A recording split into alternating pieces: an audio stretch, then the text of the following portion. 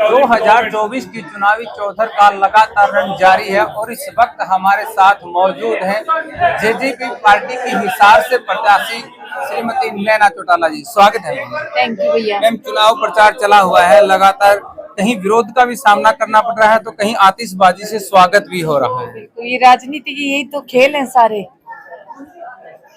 विरोध मैं कहती हूँ जो सिंपल विरोध हो वो तो ठीक है भैया, पर जो परसों उचाना में हुआ है वैसा विरोध तो मुझे लगता है महिलाओं के लिए ठीक नहीं है, हमारे समाज के लिए ठीक नहीं है। मैं बार बार कहती हूँ जब खेत बाढ़ को खाने लग जाए ना, बाढ़ खेत को खाती है तो खेत खत्म हो जाते हैं, और अगर बहन बेटियों पे पत्थर बरसाने लग जाओ तो ये हमारे हरियाणा के लिए तो बिल्कुल अच्छा नहीं है। धर्मनगरी बाड़क जैसे गांव में इतना जोरदार स्वागत हुआ है तो इस पे क्या कहना है?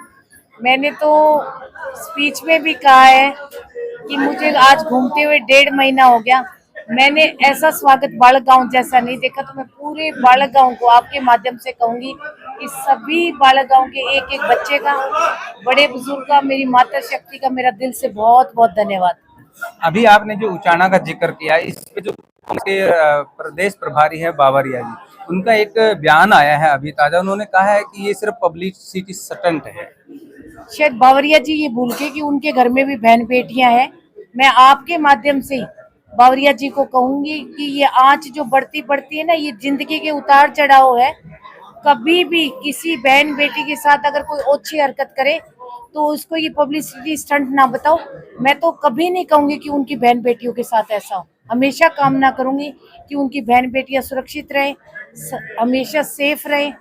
और अगर वो मेरे लिए कह रहे हैं तो मैं कहती हूँ बावरिया जी से नीचा आदमी कोई हो ही नहीं सकता। जिस प्रकार से सबसे छोटे सांसद हिसार क्षेत्र से दुष्यंत चौटाला को मौका दिया था, अब उनकी माताजी यहाँ से चुनाव लड़ रही है, वही जनता है, उन्हीं पार्टी के लोग हैं, तो क्या मानते हैं कितना बहुमत इस बार मिल सकता है? देखो, लोकसभा का इलेक्शन जो होता है सारे प्रतिद्वंदी जो है मैदान में है, और ये अभी कुछ नहीं कह सकते किसी का कि मैं नंबर 1 पे हूँ, नंबर 2 पे। लोकसभा का इलेक्शन पता चलेगा 20 तारीख के आसपास, 15 और 20 में जो है वो तस्वीर है। अभी इलेक्शन ट्रायंगल है। नैना चौटाला जी अक्सर ये कहते हैं कि मीडिया के पास 3-4 सवाल होते हैं, लेकिन उस सवाल बहुत गजब का रह जाता है। आप बड़ी बहू हैं वहाँ की, तो इस करके आपका कितना दावा यहाँ पर साबित करते हैं? नहीं, बड़ी बहू तो मेरे घर की बड़ी बहू हूँ मैं, और बाकी तो लोकसभा में तो बड़ी बहू का क्या रोल है। मैं तो बेटी हूँ हिसार की, और बेटी होने के नाते मैं वोट मांग रही हूँ। बड़ी बहू तो ओम प्रकाश चौटाला के घर की हूँ ना।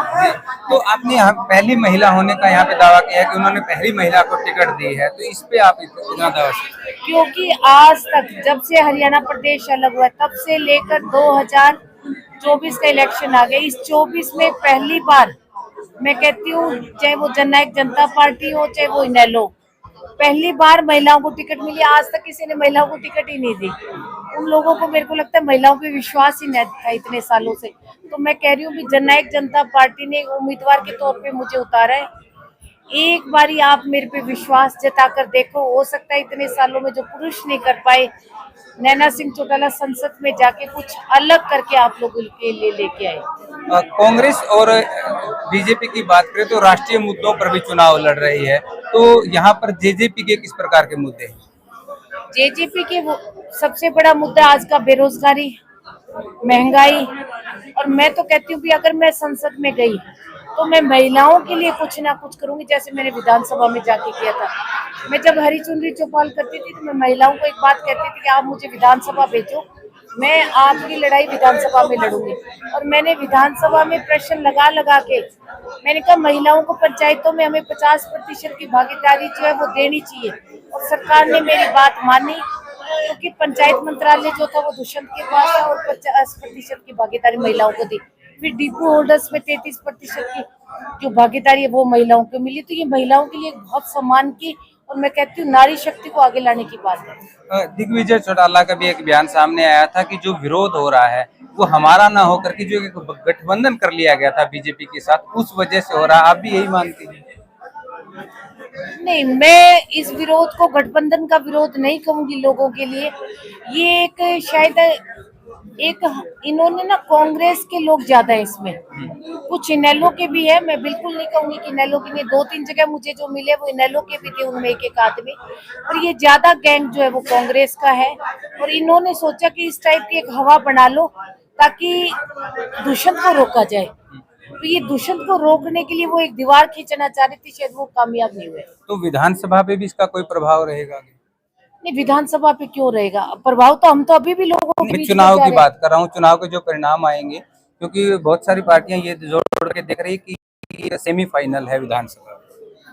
हम कड़ी मेहनत कर रहे हैं, मैंडेट देना लोगों का काम है। इसका रिजल्ट तो मैं अभी आपको ना कांग्रेस बता सकती ना बीजेपी बता सकती। तो मैं, आप क्या सोच रहे हो कि दोबारा बीजेपी या कांग्रेस है? जनता जनार्दन है, घर घर घूमते हम लोग, डोर टू डोर। आज के दिन जब लोगों के अंदर घुसो ना तो लोगों के दिमाग में कुछ और ही है। नहीं, ऐसा भी नहीं है, जेजेपी को 10 सीटें लोगों ने पहली बार में दे दी थी।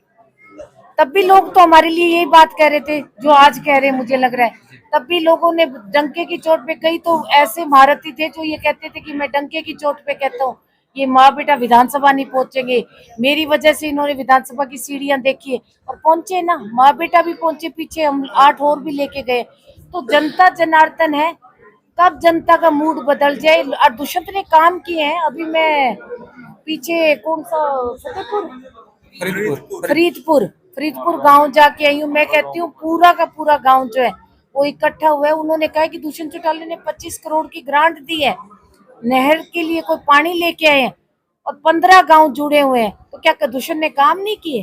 क्या 15 गांव मिलके दुष्यंत को वोट नहीं देंगे? देंगे। जिन जिन गांव में वोट काम किया है वो लोग वोट देंगे। अगर 4 आदमी बाहर खड़े हो गया हुल्लड़बाजी कर रहे हैं तो क्या उस गांव में हमारे वर्कर नहीं है? पर हम शांति बना के रखना चाहते हैं ताकि गांव का भाईचारा ना खत्म हो कभी भी। तो हिसार की बेटी मुकाबला किससे मान के चल रही है? मैं तो मेरा खुद से ही मुकाबला मान रही हूँ कि नैना चौटाला मेहनत कर, घर घर जा, हर वोट को, जैसे आज किसान गेहूं की एक एक बाल चुग के घरों में घुस रहा है, और मैं जब गाड़ियों से निकलती हूँ तो मैं उस बाल चुगने के बाद में भी महिलाओं को बोरियां लेके उन खेतों में बैठा हुआ देख रही हूँ कि उन बाल में से भी वो महिलाएं जो है वो 2-2 बोरी गेहूं इकट्ठी करेंगी। तो मैं मेरे कार्यकर्ताओं को कहती हूँ, क्योंकि ये पार्टी की रीढ़ की हड्डी है भी, आप उस बाल की तरह एक एक वोट जो है घर घर जाके इस चाबी को घर घर पहुंचा के बटोर के लाने का काम करो। फिर भी पीछे बचे तो महिला शक्ति तुम नैना चौटाला बन के उस एक एक गेहूं के दाने को भी बटोर लाओ, और पूरा का पूरा गांव जो है वो पोलिंग करने जरूर जाए, अपना वोट डालने जरूर जाए, क्योंकि वोट में बहुत बड़ी ताकत है। एक अंतिम प्रश्न की जो चाबी है वो क्या संसद का ताला खोल पाएगी? इस बार कितने आश्वस्त? बिल्कुल 100% खोलेगी। और मेरे को लगता है क्योंकि हर महिला के पास एक एक चाबी है, ये नैना चौटाला के आज 50% की भागीदारी वोटों में भी महिलाओं की है। तो ये महिलाएं जो है इनके पास चाबी, अपने संदूकों का ताला खोलती है। मेरे लोकसभा का ताला भी ये महिलाएं खोलने का काम करेंगी। ये थे हमारे साथ नैना चौटाला, जिन्होंने बड़े दावे के साथ कहा है कि जो इस बार चाबी है हिसार लोकसभा क्षेत्र से संसद का ताला जरूर खोलेगी।